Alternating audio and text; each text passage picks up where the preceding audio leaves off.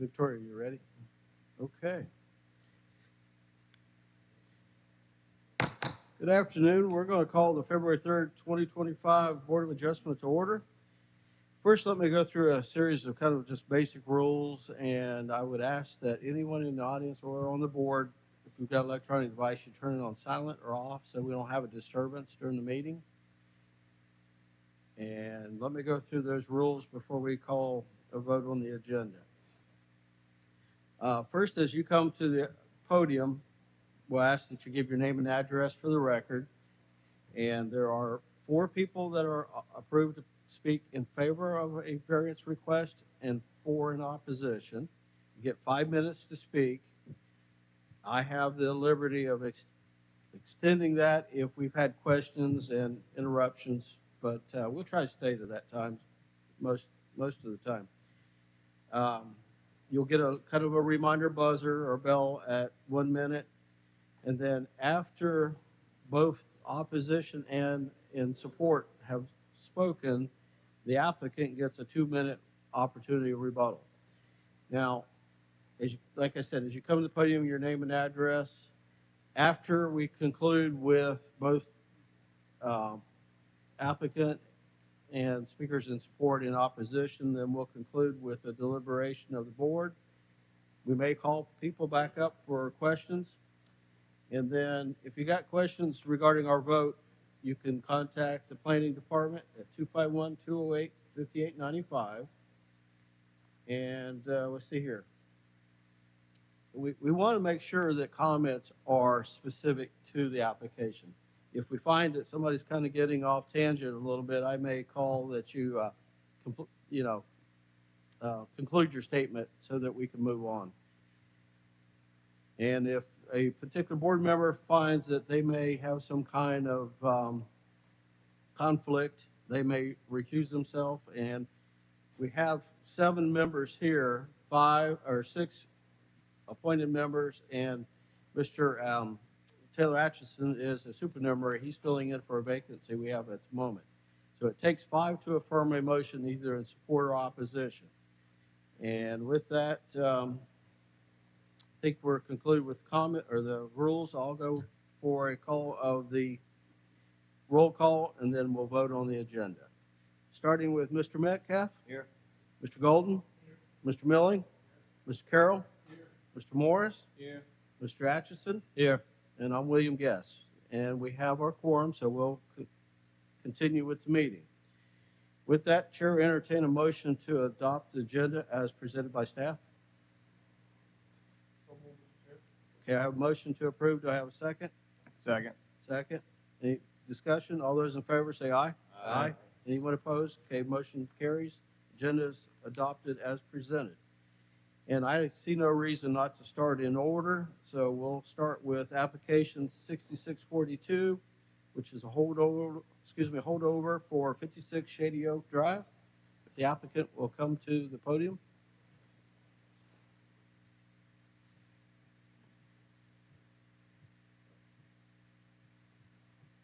Good afternoon. Your name and address, sir? Yes, I'm Brian Mazel. Address is P.O. Box 850668, Mobile 36685. Okay, and I think we give you an opportunity for a holdover because you may not have been available last meeting. So That last month. yes, That's correct. so if you will, tell the board why we should consider your application, sir. Yes, sir. Thank you. Thank you for having me here today. I'm developing this single-family residential lot. It has a unique circumstance in that it has frontage not only on the Shady Oak Drive, which faces the neighborhood, but uniquely it has frontage along the I-65 service road to the backyard.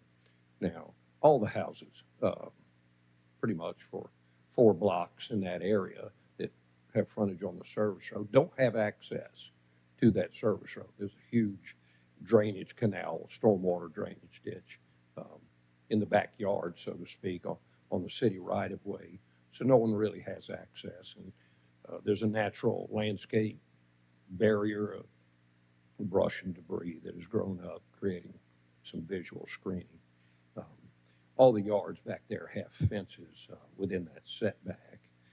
It wasn't until I applied for a subdivision um, last year at this time and applied to have uh, this application considered on a lot 2 doors down from this at 556 Shady Oak Drive. Very same scenario. Um, Following the guidelines of the ordinance, the fence would have to be literally within 8 feet of the back of the house. If we complied with that, ruining the backyard of the house and rendering the property obsolete, dysfunctional, not being able to offer a backyard for a brand new house developed in this area. And it's the house that I developed was the first new construction house in this area in many years. So I'm trying to bring back revitalization in this neighborhood. Last year, the Board of Adjustment unanimously voted to approve this variance to allow me to have a backyard at this property and to put the fence, 8-foot fence, in the backyard within that, the edge of the setback.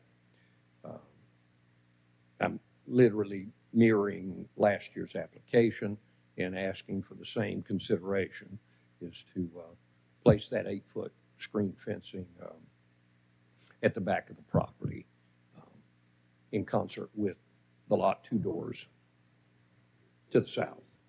And that's my consideration, to be able to provide some new homeowner a backyard. So that's my request today for your consideration. Okay. I'm open for any questions. Any questions of the board for the applicant? Okay. Do we have anyone in support or opposition today to your application? All right. Question for staff. Do we have any public comment regarding the application? No, sir, we do not. Okay. Thank you, sir. Thank you. That'll conclude our public hearing regarding this application. And as stated, I remember the previous application that he had for a similar lot within that same area. With that, Chair, entertain a motion. Move to approve, Mr. Chair. I have a motion to approve. Do I have a second? Have a second? Any further discussion? All those in favor, say aye. Aye. Anyone opposed? Motion carries. All right, thank you. All right, we'll go to the next application. And let me go back. Regarding application 6647, regarding north side of 3rd Avenue, 250 feet west, plus or minus west of Owen Street. If the applicant will come to the podium, please. I think it's listed, the agent's listed as the Comforter.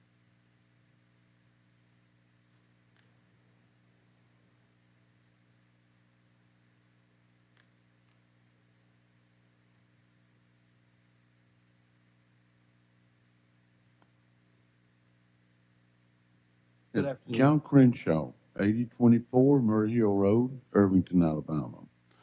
I'm a surveyor, and Mr. Bush, our client, he didn't realize that we had such rules and regulations and spent a lot of money with this little building across from his house for, he's a HVAC contractor, and wanted to see if we could just get a couple of variances here so that he could use the building to work out of maybe it's just a little storage office, and in the back to park his vehicles that he uses during the day.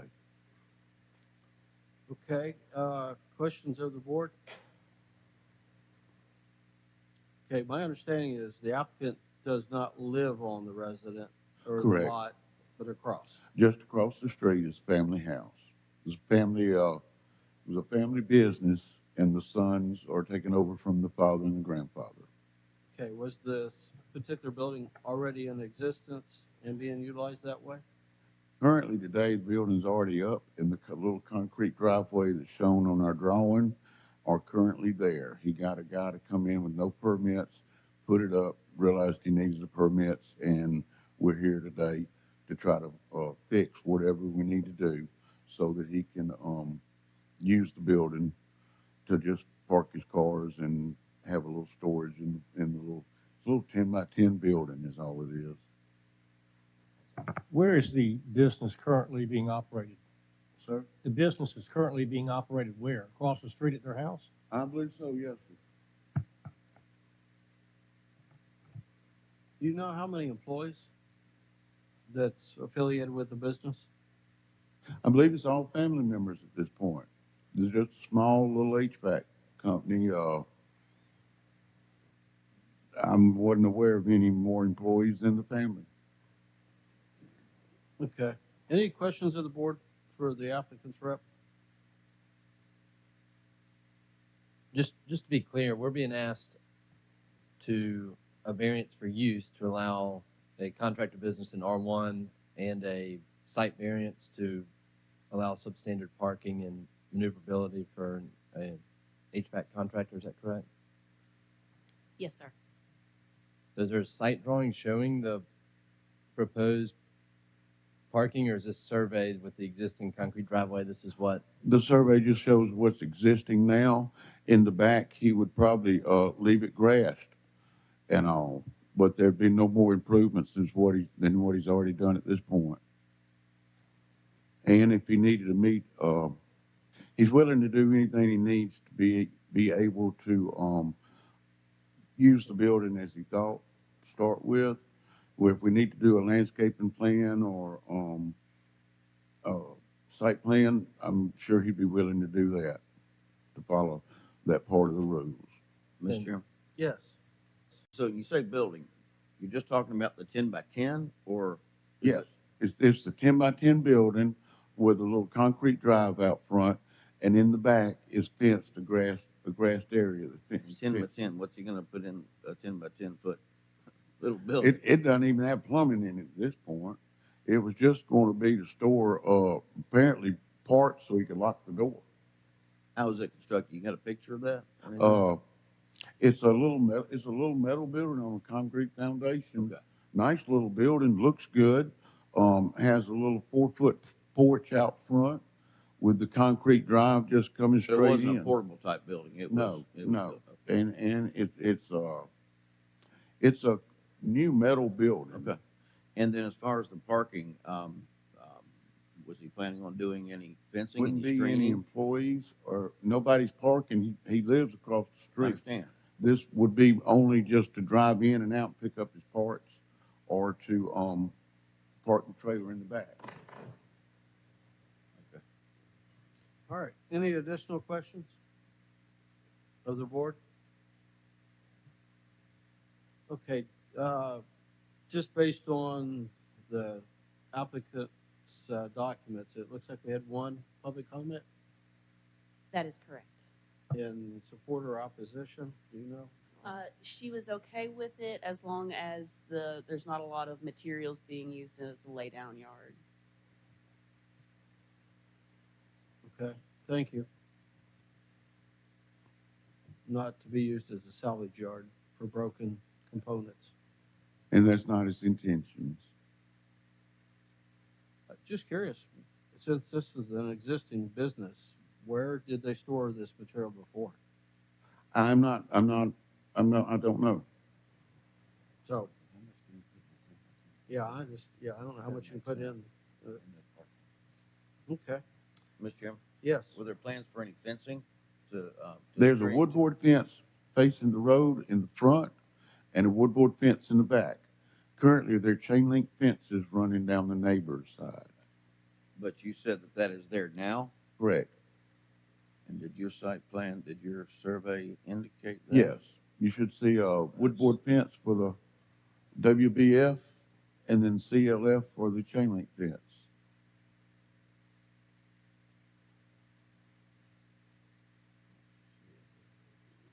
Quick question for staff. He's alluding to the business being run out of an R1 house next door. Is that use a legal use? They currently have a zoning clearance that's been issued for a home occupation based business. Okay, good. So at least we're considering supporting something that is, the other part of the reason we need this is for an existing legal business across the street. Thank you. In the package, you can see an aerial of the site with the residents across the street. And it appears there's a structure at the back of the property with Mhm. both vehicles and I would say potentially components from the business. I can't really say. It's kind of grainy. All right. Do we have anyone else in the audience that wish to speak on this application today? Do we have anyone in opposition? Okay. Thank you, sir. That'll conclude our public hearing regarding the application. This is very much in line with some of the other applications we've had with structures being proposed on properties without a residential structure present. I think we've had some down by Dog River and some other areas. So the board should consider that. Mr. Chairman? Yes. That was, excuse me, that was when somebody was gonna build like a pier or a storage room before they built a house. Yes. That was that kind of And situation. we had another one where a family was using it for recreational purposes and just wanted to have a place to store their, grill and chairs. So, Yes, staff. So in addition to this, are they asking for an after-the-fact permit for the building? Or not asking, but they require that? That can be a condition of your approval. I would But recommend is that it. already going on with the city and staff, is trying to get him to do a permit? They came to us, we did not go to them. So no notices of violations Oh, or okay. tickets have been issued to get them to get a ticket, after the fact permit at this point. Okay, thank you. all right. Any other questions or comments from the board? With that, Chair will entertain a motion. I would like to point out, he's asking for a use variance, but he talked about or the lady next door said no lay down yard. He said it was just gonna be for parking. The way the application is, I think, and staff correct me if I'm wrong, if you grant the use variance, it's free game. He can do everything. So if that's what you're gonna do, and you want to give some consideration to the neighbors, you might want to put some restrictions on that if that's what your desire is. I'm sorry, Marie, can you remind me one time again? He does not have a use variance across the street, but he has another legal way to operate a business. Correct. The zoning regulations allow for businesses to operate out of a residential home subject to several conditions, including that it can't take place out in an accessory structure in the yard. Outside employees who don't live there can't work there. It has to be limited to 25% or less of the home. So there are various conditions that apply to that to keep it as a residential structure and not a commercial business. Right. That's my concern is this use variance across the street gets him all that stuff, Yes. but he still gets the house with those rules intact. Yes. Okay, any other questions of the board for staff or for Mr. Anderson? Mr. Chairman, I'll make a Yes. couple comments. I just, maybe look at the neighborhood all around it. I mean, it's all R1. I think, I'm not sure what the hardship is here that would, predicate us allowing this commercial use. I think there's also danger in the fact that you do have a home business across the street and how you police this going forward. And you end up approving something, or we do as a board, with something in mind and it morphs into something else. It just doesn't seem appropriate to me at all. Plus the fact, it just seems like after the fact, they kind of went in there, did what they wanted to do. And then to me, it points to that it is not something that I can support. So with that being said, I'll recommend it for denial. Okay, I have a motion to deny. Do I have a second? I'll second that. I have a second. 3 seconds. Any further discussion? All those in favor of the motion say aye. Aye. Aye. Anyone opposed? Okay, the application's been denied. All right, we'll move on to the next application, which is 6648 regarding 659 Conte Street. If you'll come to the podium, please. Good afternoon, everybody. My name is Alan Williams, 3938 Government Boulevard, Suite B. We are the engineering firm, Element 3 Engineering. We're here today for a special exemption approval for a bar music venue at 659 Contage Street. This has been brought on by the UDC for anything over 100 occupants. Right now, we are saying that our 3,100 square foot building is going to hold 240 occupants is what it would be. The reason for that is you cannot get certain bands, certain music, certain events without having something that's around the 200 to 220, 40 occupant range. So that's why that occupant load is that high. So that's pretty much why we're here today, is just to discuss that occupancy load. And what is the fire code occupancy for the building? Fire code says that over 100 people, you have to have it sprinkled, and we are providing a sprinkler system. Okay, with the sprinkler. Mr. Chairman, Yes. how do you fit 240 people in a 3,100 square foot building? It's very hard to fit that many people in there. I mean, you're basing it just on square footage is what the code says. So like at standing room only at 7 square feet per person, more than likely If you're you not have a going to band get in there, but if you have band and a band in there and you have bar and stuff, right, people stacked in front of each other. I mean, typically we would probably run 150 people, honestly and truly. But again, with the occupancy load being, say, 150, you couldn't get certain acts. You couldn't get certain things, even though they're not going to pull that many people into that. I mean, it's going to be really hard to fit that in there. Mr. Chairman, Yes. and where would these people park? You are downtown Mobile. I know, T- but in that area, T5.1. in that end of Dolphin Street, there aren't any lots. There, no, sir, there are in not that area. lots. Not even close. No, sir. And it's a zero lot line. I mean, it's pretty well just That's maxed correct. out. isn't That it? is correct. So not a single thought's been given to parking. As far as what thought, Where would, I mean, you're asking for, up to 240 Right. people, and no consideration for parking. That seems like an issue to me. that's pretty much an issue for every business downtown. Well, there are again, no there's certain parking parts of restrictions. downtown that have Right. access to a little more parking, but that's just a statement. Right, yeah. And again, the other businesses that are around that area, as far as bars and restaurants, have music venues. Moe's has a huge area in the back. You've got the garage across the street. So, I mean, there are things there that, again, house this type of occupancy already, as far as the number goes. The bars you just referenced have parking lots, though.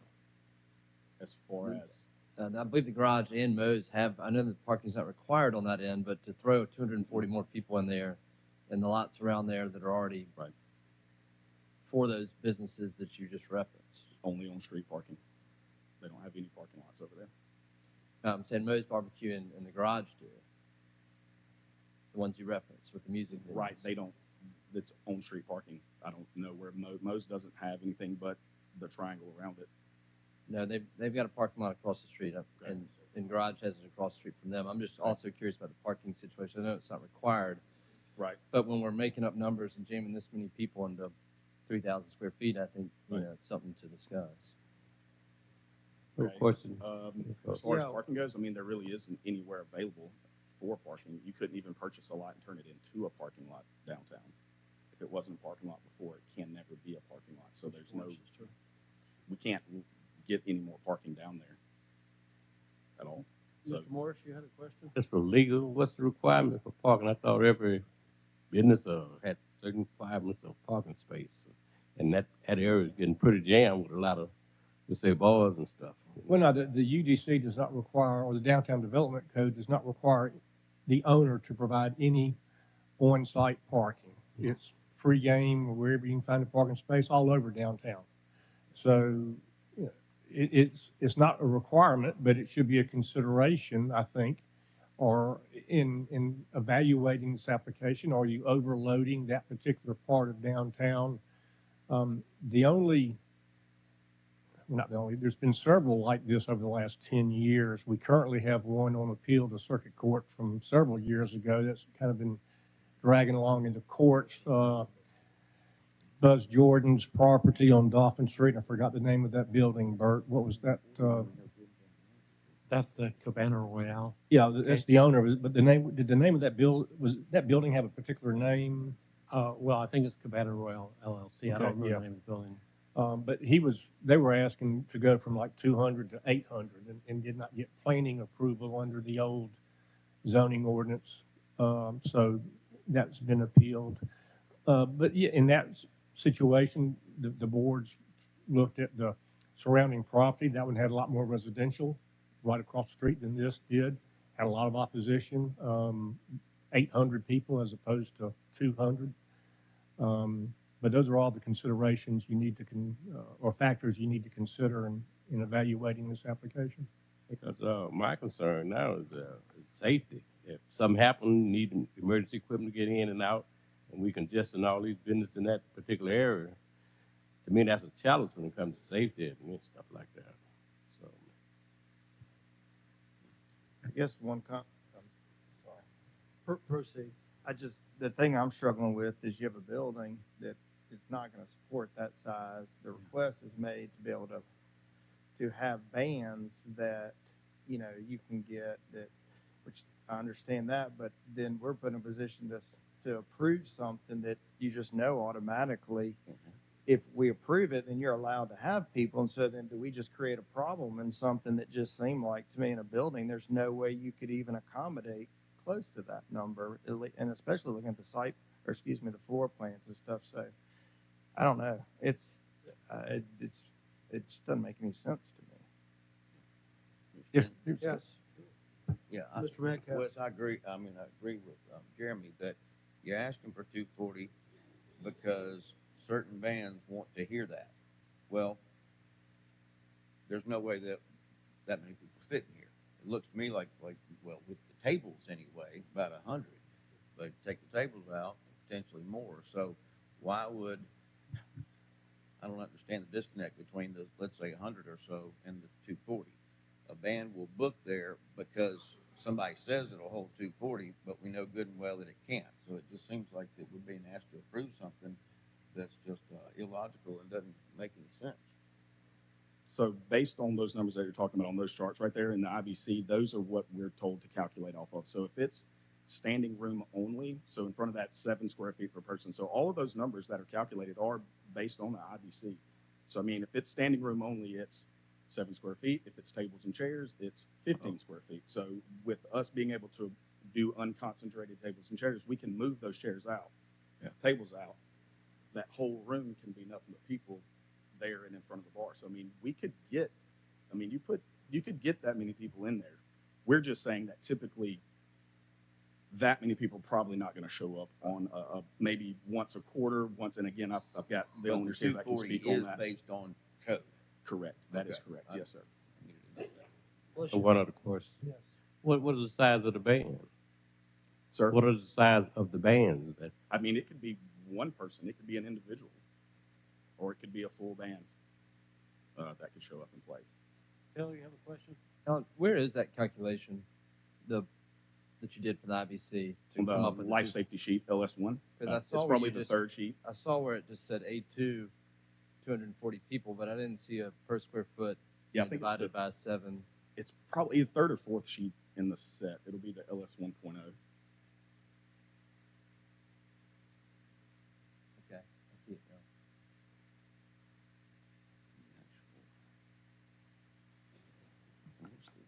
now. Alan, for comparison, do you know how large, like Cedar Street Social? Cedar Street Social, that's going to be up there in the 300, 360 range. Do you know how big that building is without me digging it out? How many, what the square footage of that Yeah. is? Just ballpark.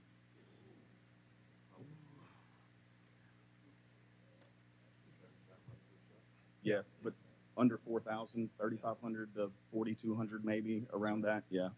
If Around I that could size. point out to the board on the Cedar Street Social Club, when they came through the permitting process, they agreed to install furniture or some sorts of things within the area to keep the occupant load less than 100.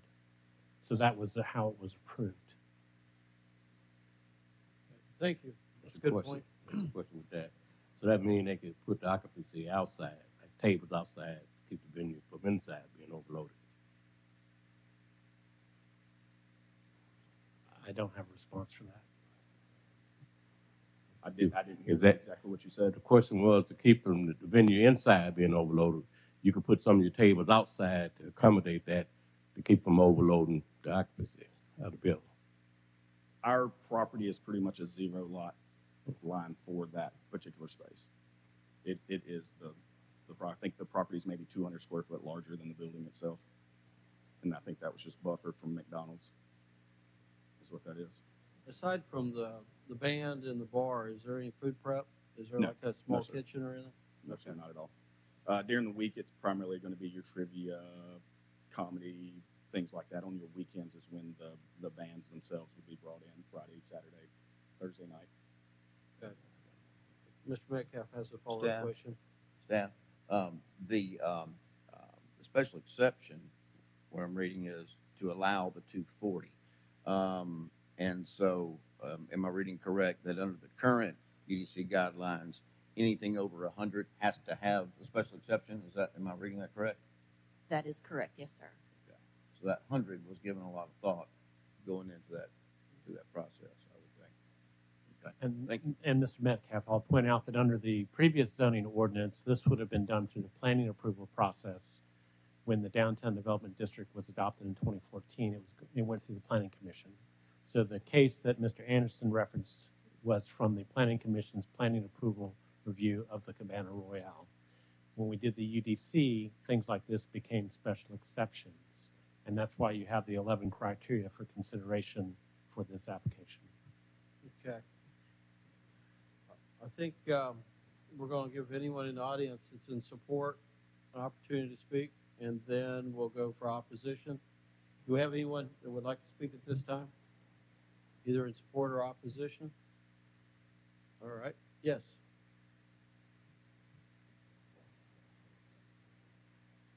Sir, if you'll have a seat. Thank you. You might have answers to some of our questions. Hello. Lucy Gafford-Castrantis, 5709 Fremont Drive North, Mobile, Alabama 36609. Good afternoon, everybody. For those of you who do not know me, I served as the executive director at the Mobile Arts Council for the past 5 years until this past summer. In this role, I spent all of my time finding ways to support and advocate for the arts community, and I can confidently say that the Alabama Music Box has always provided a very needed creative space for our community. The box was my home away from home once I discovered downtown Mobile in my college years at the University of South Alabama. And as an artist and a lifelong lover of music of all genres, often more on the alternative side, the Music Box has always offered a non-intimidating and cool atmosphere with nightly entertainment offerings and stellar music shows on a regular basis. At this venue, I could see my friends play on the stage one weekend, followed by nationally renowned bands like Future Islands or of Montreal at the next.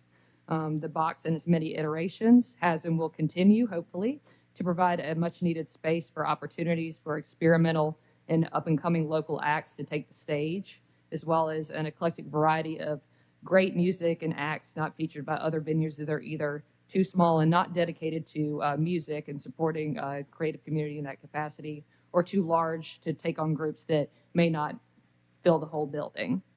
I wholeheartedly support their new move and am optimistic for its success, and it's my hope that their occupancy expansion is swiftly approved for the sake of our creative community and for continue to revitalize downtown and adding to Mobile's cultural footprint. Question. So they're currently in a different space. There have been 2 other spaces. Do we know what the size of the crowd could be? I guess we'll find that out here in a second. Yeah, 250? So we've already been at 250 in another space. Yes. Yes. Okay. All right. Any other questions of the board? All right. Thank you. Anyone else who would like to speak in support of the application? Yes, sir.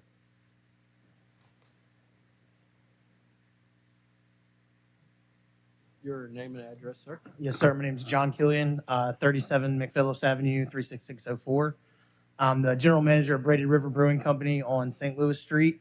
We've been part of the redevelopment and the renovation of St. Louis Street. It's been fantastic. And along that way, as we've opened this business, the partners at Alabama Music Box have been guys to us. And one of the things that we found as a benefit on St. Louis Street, all you gentlemen, of course, know this downtown area and its guidelines far better than I do, but having public parking being used, we have no parking spot. We're rated just under 200 by the fire marshal adjustment, but we're, because we have a lot of tables and brewing equipment, things like that, things that wouldn't show up in a guide, but where people obviously couldn't stand. It's all street parking for us, and people have found us because other spaces like Wingman down the street, formerly Old Majestic Brewing, have exclusively used street parking, and so you've got a lot of foot traffic on the street that doesn't have it. Now, of course, that's not the problem of that end of Dolphin Street, but the street parking, having to walk, having to see more of downtown has been phenomenal for us and a lot of other businesses that aren't normally on the main beaten path. A lot of people wouldn't walk down Conti previously. You wouldn't think to, because everything's on Dolphin. Everybody thinks of Dolphin Street, and it is the crown jewel of the entertainment district for sure. But for those of us that are a bit off the beaten path, getting discovered by people who aren't necessarily on social media or don't necessarily, hear about ads on local radio stations, that's how they find you. And so that needing to walk there and opening up parts of downtown to more foot traffic has been absolutely phenomenal for those of us who aren't on the beaten path. And that's all I had to say. Also, I appreciate you, Tom. All right. Any questions? Thank you. Do we have anyone that would like to speak as well? Gentlemen, Roy Clark, 1959 Myrtle Avenue. My name's Roy Clark, and I've been the general manager of the Haberdasher downtown since we opened in 2012, where at that point we were 2 doors down from the original iteration of the Alabama Music Box, where we didn't have any parking there either. That's a similar part of town than to where they're proposing the new space. But I'm just here to throw my support behind the Music Box as a crucially important part of the downtown culture. The Haberdasher and the Music Box existed in tandem for several years back then before both of us leaving that block.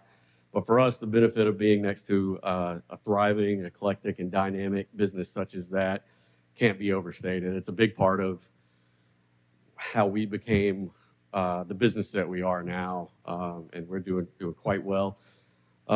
But I've always been of the mind that rising tides raise all ships, and there's always a need for more venues downtown that can help foster and grow the music and arts scene. The Music Box has been exactly that in every iteration thus far. The owners and investors that are here have for decades now themselves been part of Mobile's wildly creative and culturally significant music and arts landscape. And we think that they deserve an outlet in which to continue to do so, not only for themselves, but for others working to get a foot in the door, local musicians and whatnot.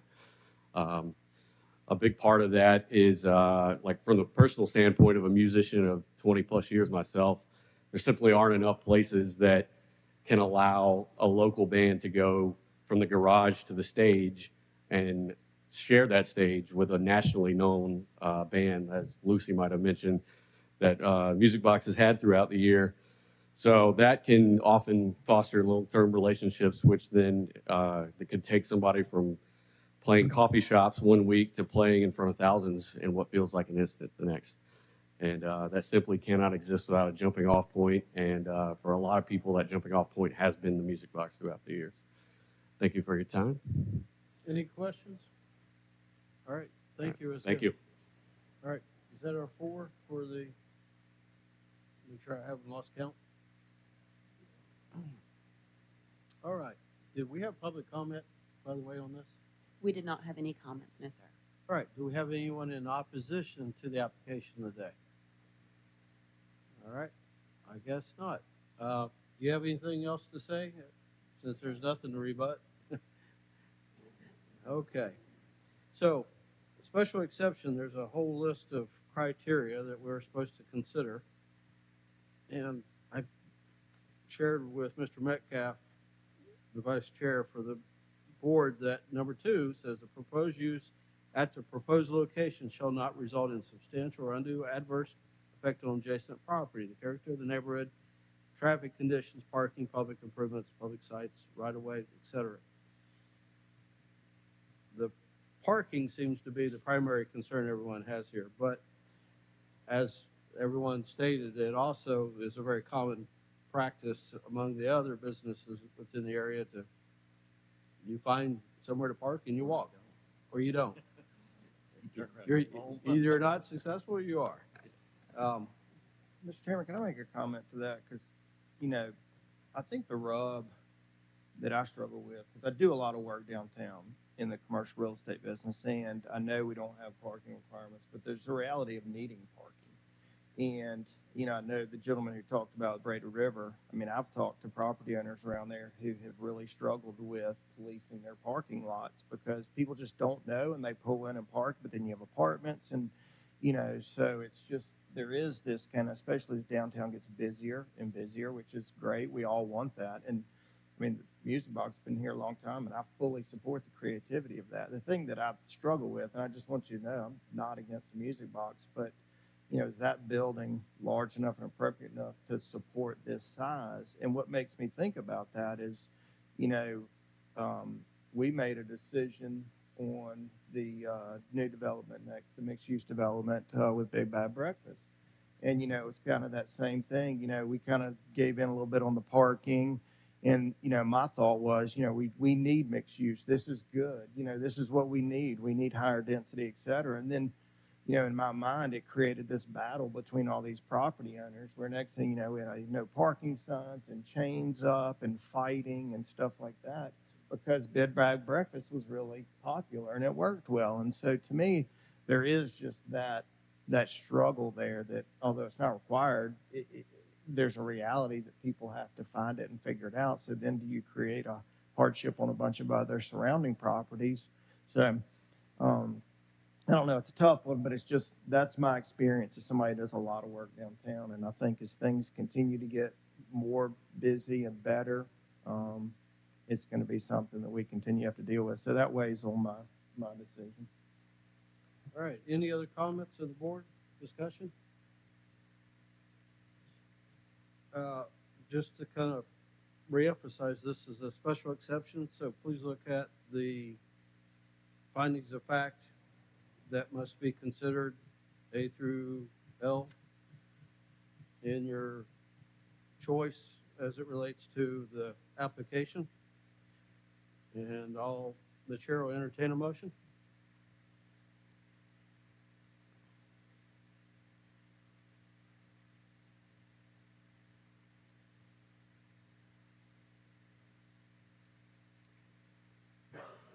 Mr. Chair, on the stance of the parking and the long-term, business that's been established in Mobile, I would assume that the patrons that attend their events are Mobilians and they understand that when we go downtown, that parking may possibly be limited. On that notion, I would believe that the patrons will plan on parking and anticipate on walking to the establishment. And then I don't want to make it they were there first, so the next business can't establish at that building because they don't have parking. Parking is an issue downtown, and we all know that. So I would like to make a motion to approve. Motion to approve with findings of fact. Based on the findings and facts. Do I have and special conditions. Okay. With that, do I have a second? Second. Have a second. Any further discussion?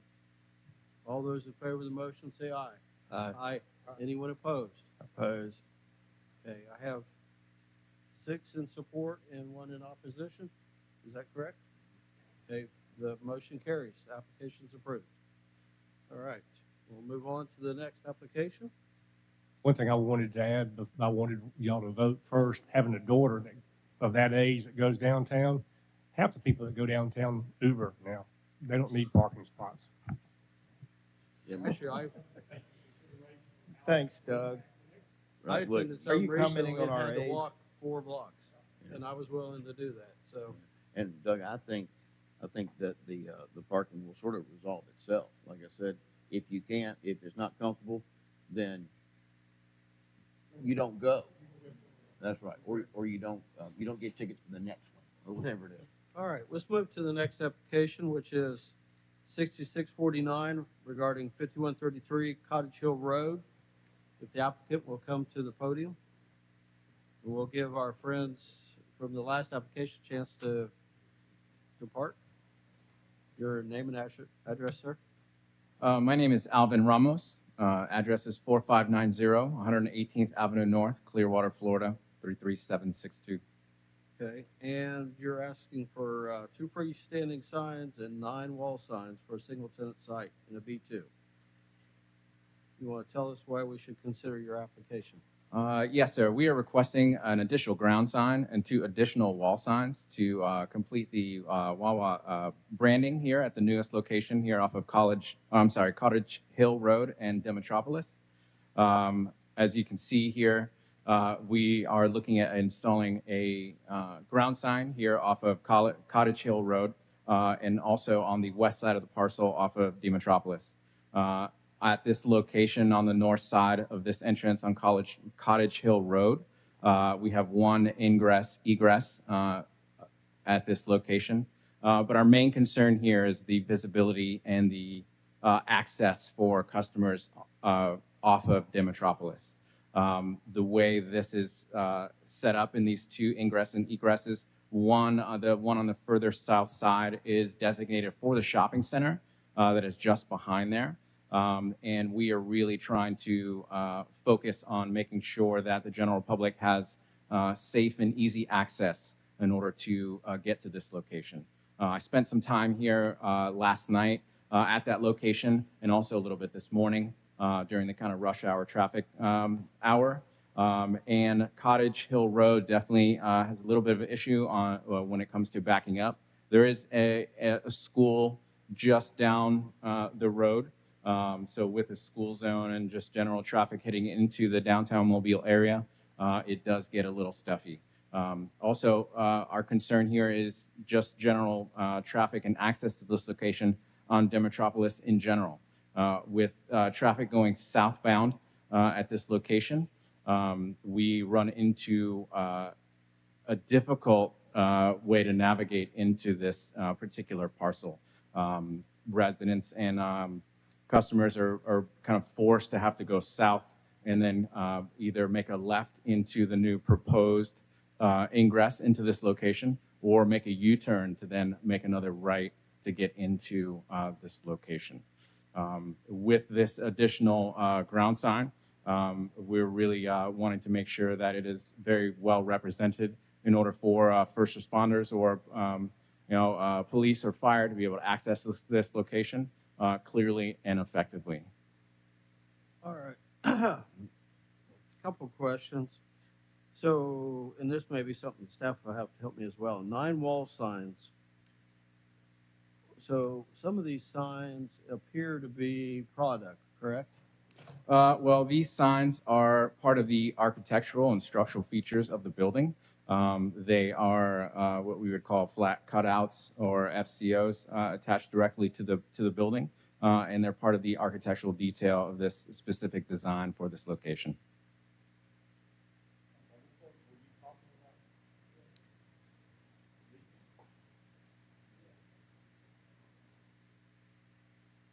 Okay.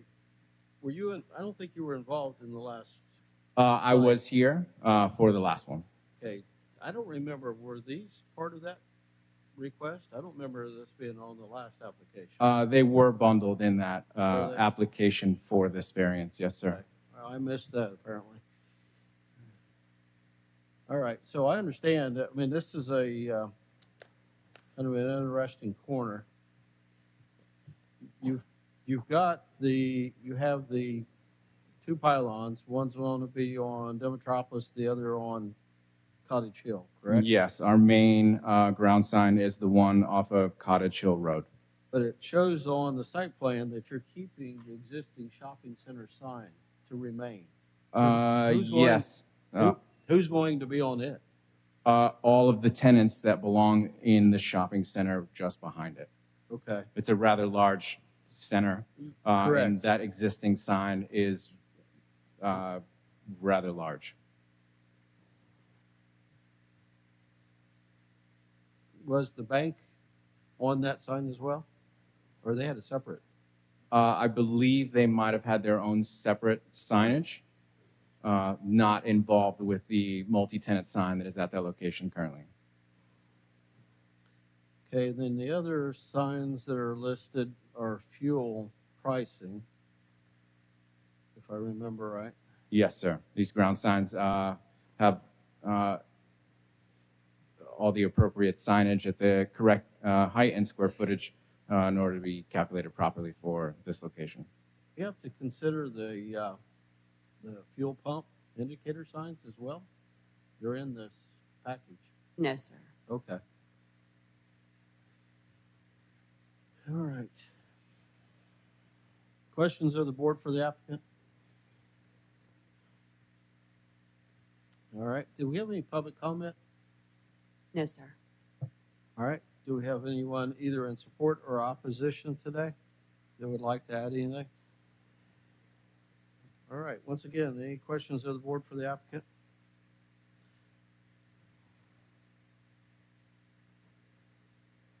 So you have the sign that's on the fuel tank, fuel pump canopy. This one. Yes, sir. Is that also on the other location? I believe that it was. Because the only thing I remember last time we had to approve was the additional freestanding. I don't remember all these others. There were additional wall signs for the Wawa on Schillinger. Okay. No, I'm thinking of the one on Cottage Hill and At Crystal Cottage Mates Hill and Hardware. Solly there. They did have some additional signage as well, but I believe that the board removed some of the signs from the packages at both of those locations. Okay. All right. Once again, any questions of the board? Comments? I understand the freestanding purpose of those based on how busy this intersection is. I'm not too sure the architectural signs. This is very much like some of the other applications we get where products are, whether or not we need to advertise those on, because most everybody's going to know what the particular business carries. Yes, sir. These signs are designed to be just static messages and will not be used to promote any type of sales or any type of new products for this location. I'm picturing that we've had another applicant with like welding equipment and some other things that we've had to consider. And one was ATVs and some other products that they sold. All right. All right, well, if there's no other questions of the board, that'll conclude our public hearing regarding your application. If you'll have a seat, we'll have a deliberation of the board and call for a Thank you very much motion. for your time. Thank you. I can see, in my opinion, the purpose for the freestanding signs and some of the other signage on the building, not necessarily in support of the signs or the ones that have the product. If one of our members want to consider that in their motion. Yes. Are these not considered part of the signage package? Yes, sir, they are. They are. That's the three. Yeah, It is a product or service that they offer, so it is considered a signage. Right, it's just on what we're looking at here, underneath them, it says wall art, not considered signage. It is for us. Okay. Oh, that's what they said. Okay, I got you. Okay. So if we did approve it without the wall art, does that get rid of 5 or 6 of those 9 requested? I mean, I was just trying to count them It on just here. depends on which ones that you would want to exclude. If you wanted to exclude the made to order with the panels on either side of that, or the other one on the west side with the coffee and sandwich. Let me ask you, know, just for it's- clarification, how many of these are there? Well, there are, from many what I sides? understand, there are only 2. I know the north side is looking at 3.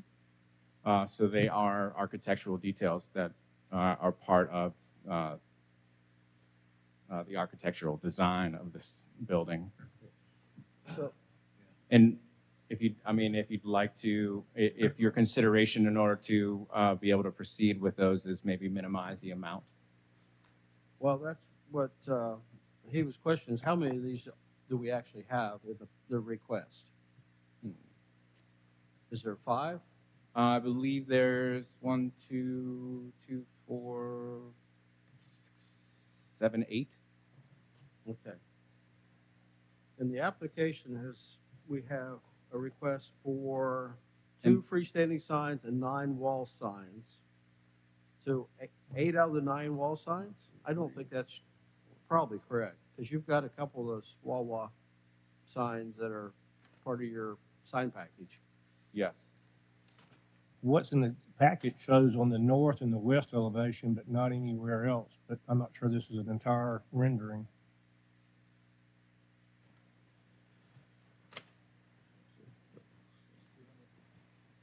Three on the north and 2 on the west. There's 3 on the north, 1 on the south, 2 on the west, and 2 on the east. So how would we refer to these? Wall art? If you want to make a motion, approve it, subject to removing all of the art, wall art. Okay. That'd be the Or best- I a think that'd be the best percentage of way. it. Yeah. That would carry your message. Okay. All right. Once again, any questions of the board? All right. Well- sir, we've concluded the public hearing unless somebody has a question for you. I do, Mr. Chairman. Yes. Mr. Ramos? Yes.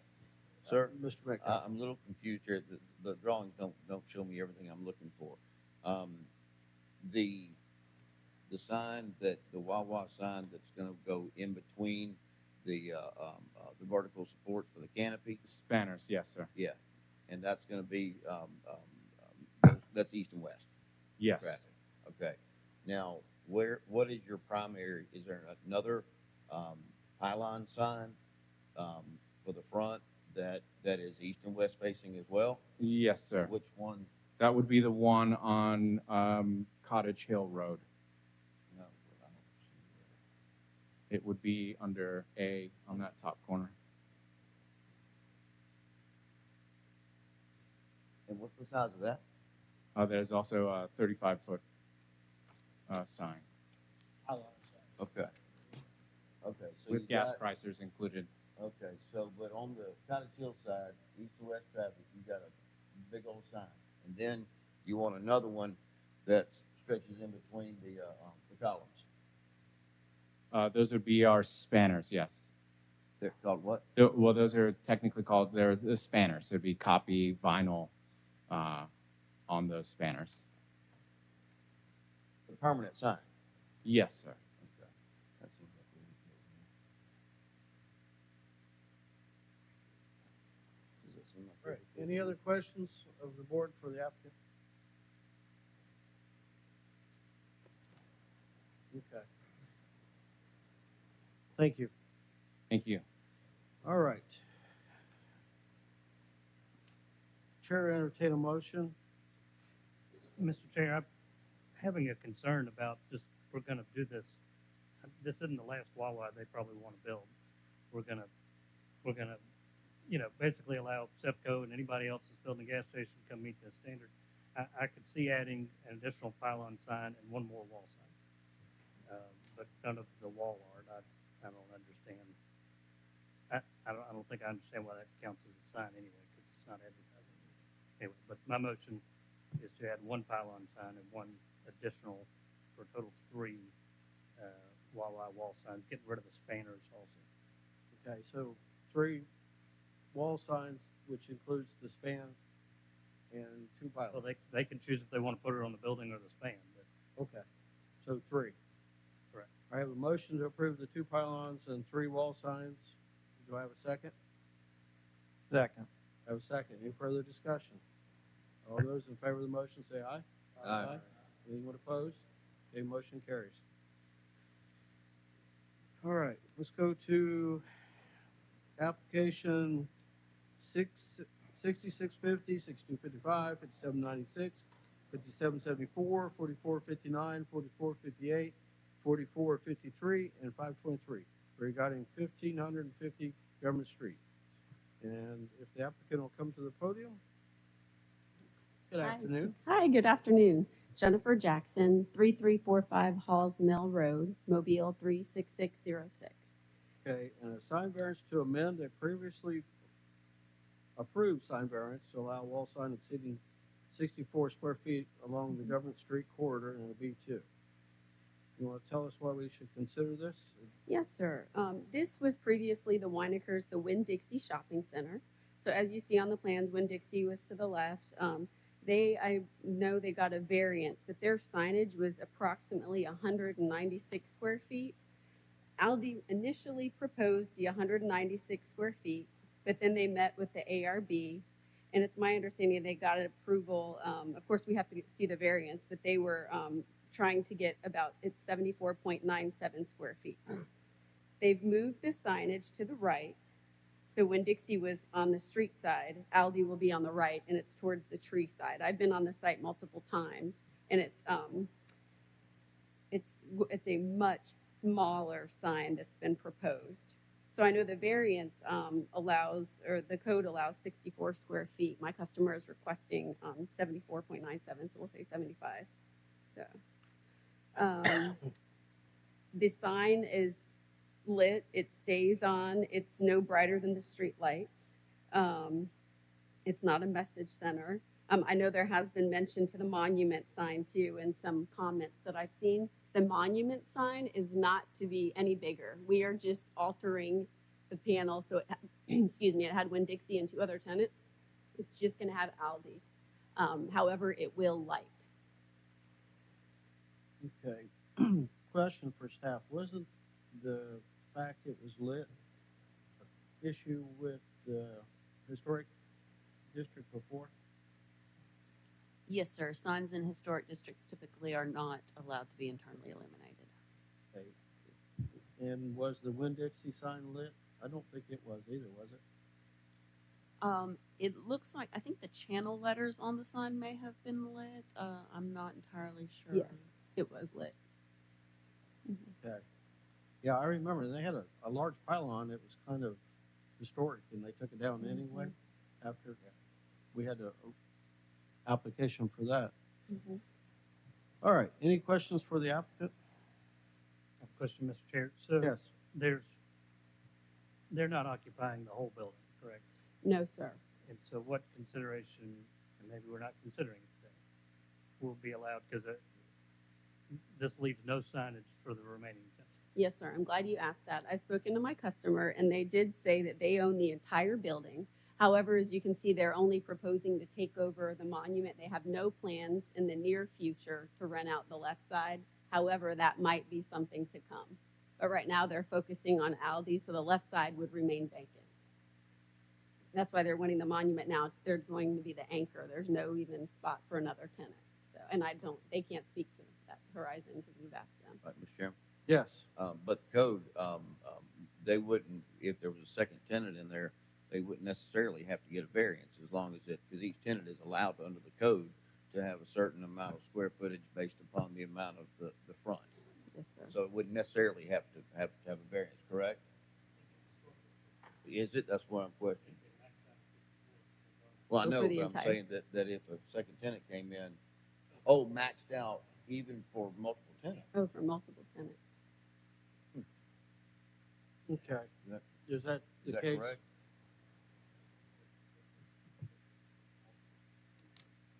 That is correct. 64 square feet is the max. Okay. So they would have to come back potentially in the future to add signage for the other tenant space. Okay. All right. Any other questions of the board? Do we have any public comment regarding this application? Yes, sir. We've received several that are opposed to the application. Okay. All right. If you'll have a seat. Do we have anyone in the audience either in support or opposition to the application today that's here? All right. And you stated that the public comments were in opposition? Did it? Yes, Do sir. we have a particular? Let me see. I only see one comment. There were 3 comments. They're all combined into one document, so if you just scroll down, you'll see the rest. Quick question for Marie. Was that Yes. when they were proposing the larger sign to replace the exact size of Winn-Dixie, or is that those comments after they decided to go down to the smaller size? This is for the sign as currently proposed in the smaller 70 square foot.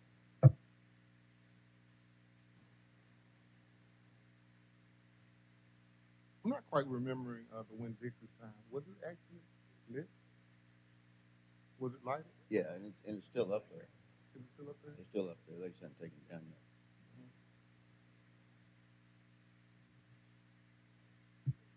Yeah, they achieved a variance to light that sign, or They did.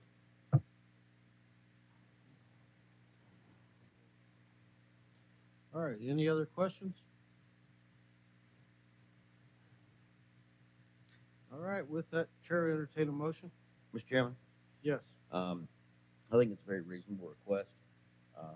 I'm a stakeholder, I guess you could say, live right around the corner from it. Excited about what they're doing there. I think it's very reasonable. I don't think it's overboard in any way. So my motion is to approve the application as it's written. Okay. And before I call for a second, I would also state the applicant said the square footage is actually a reduction in the Yeah, current. that's correct. Is that correct? Okay. Yeah. Yeah, and the removal of what now? Yeah, it's coming, but Yes. All right. I have a motion to approve. Do I have a second? Have a second? Any further discussion? All those in favor say aye. Aye. Anyone opposed? Okay, motion carries.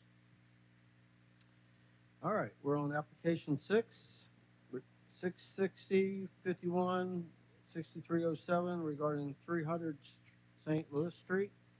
If the applicant will come to the podium, please. Good afternoon. Good afternoon. I'm Carrie Kamanis. My address is 150 Government Street, Suite 3000, 36602. Okay, and this is for a building height frontage type variance to allow building to exceed the maximum height allowance within a non-compliant frontage type. And then the rest of the. Correct. This is downtown. actually the 3rd time this application has been before you all. It was approved back in 2020 and then approved again for an extension. Obviously, we're now several years past 2020, so we're back again, this time with a new applicant who is committed to seeing the project through. Okay.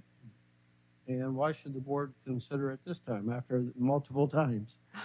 Because we have a new purchaser and they're moving forward. So, All right, I don't remember this. I'm gonna have been off this particular meeting when it was approved. Mr. Chair, I remember it. I mean, I think that, Bob Isaacson brought it, and, my recollection was it was a high-quality project that, kind of fitted to the fabric of what they were doing. I will say one thing. I did check just the client. My understanding is the client, which I'm familiar with this client through another brokerage firm in town who has represented them for a number of years, and this client has a strong track record of doing good projects and has the capability. And it's my understanding that they are taking this project as Bob had planned it and are doing that project with the plans. I think purchasing the plans as that's well. correct. And in fact, Mr. Warren, who is the architect on the job, who represented Mr. Isaacson before, is here today.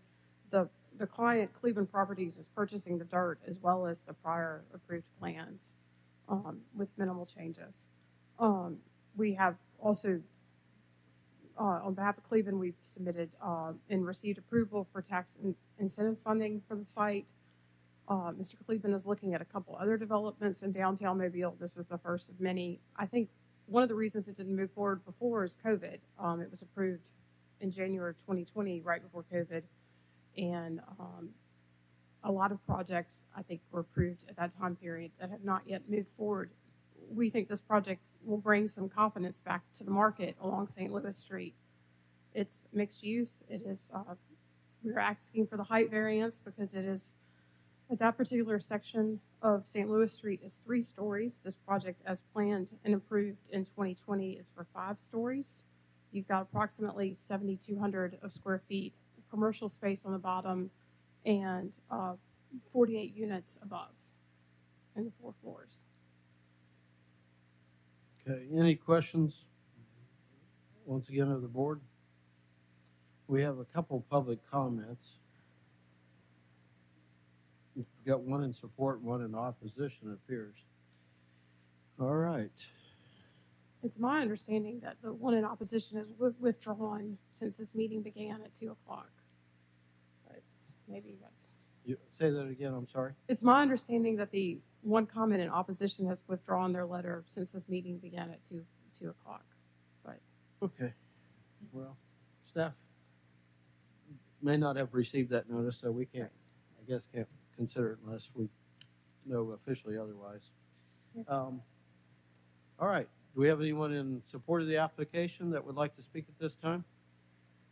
Okay, if you have a seat, thank you.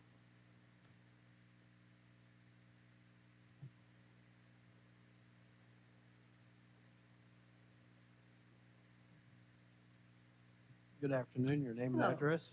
I'm Jonna Rogers, 256 North Jackson Street, and a member of the board of the Detonte Square Neighborhood Association. I, as a resident of Detonte and as a representative of the board, are here to tell you that we are in support of this variation in the height. And I'll give you one additional piece of information. For 17 years, I lived a block closer to it in a historic home that was 3 stories, and the top of the roof of that was 56.5 feet tall. So we already have tall buildings in Detonte, and we think this would be a wonderful variation. And that's it. All right. Do you have any questions for me? No, thank you. We appreciate you coming down here. All right. Anyone else in support that would have anything to add? Do we have anyone in opposition here today? Okay. None for the record. All right. That'll conclude our public hearing regarding the application. Discussion of the board, comments? Mr. Chairman? Yes. Based upon findings of fact and precedent, move for approval. Yeah, I have a motion to approve based on findings of fact. Do I have a second? Second. Have a second. Any further discussion? All those in favor say aye. Aye. Anyone opposed? Okay, motion carries. Good luck to you with your project. All right. What other business? I know we got election officer or positions today. So we'll start with our vice chair position. I'll entertain a motion. Nominate Adam Metcalf. Who's running? Mr. Anderson is, no. Actually, of members of the current board, and I guess, can we consider, I don't think so, a supernumerary, we can at the moment. Oh, that's city council. Yeah. appointment. All right, with that, I have a motion to approve Adam as the vice chair. Do I have a second? Shut up, Doug. I have a second. All those in favor say aye. Aye. All right, we've got a. Wait a minute, you didn't ask for an opposed. No. He can't vote. Yeah. Oh, I can't vote? Yeah. I wouldn't If think I he- did, I'd say no. No, it's 7. Subject to 7. All right. Okay. Okay. Someone make a motion for president or chair? Move to elect Mr. Guest. Is there a second? Second. Oh, come on, guys. No. Yeah. All right. You have a motion with a second. Any further discussion? Say aye. Aye. And I'll recuse myself. So, therefore, I guess we got our chair and vice chair again. No one's ever enthusiastic about Yeah, we're excited about it. taking these. Yeah. Well, I'm just kind of getting the hang of it, okay? It's probably the best leadership we've had. Yeah, well, that's probably. All right, any other business? Mr. Anderson, you got all kinds of things you've been representing. We've got 5 cases from this board currently on appeal, but there's been nothing, nothing's happened since the last time I reported last month. Okay. I got him. Of course, we had the Reginald Hill appeal. That's before the Court of Appeals. We have the Griffith Shell versus Old Dolphin Way on that variance. We got the St. Ignatius Cemetery. We've got Renita Smith from 2 meetings ago on that the Loop area. And then Russell Investments, which was that storage building in Village of Spring Hill and the Service Road. Those are the 5. 2 of them are set for trial in this spring, the Old Dolphin Way and St. Ignatius.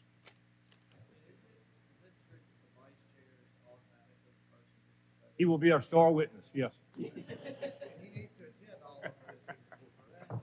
You really want him to give a deposition? Come on. Hey, Doug, the last time I was deposed, the attorneys asked if he could consider me as hostile. And I said, you don't have to consider me because I am hostile. All right. All right. No other business. Meeting adjourned.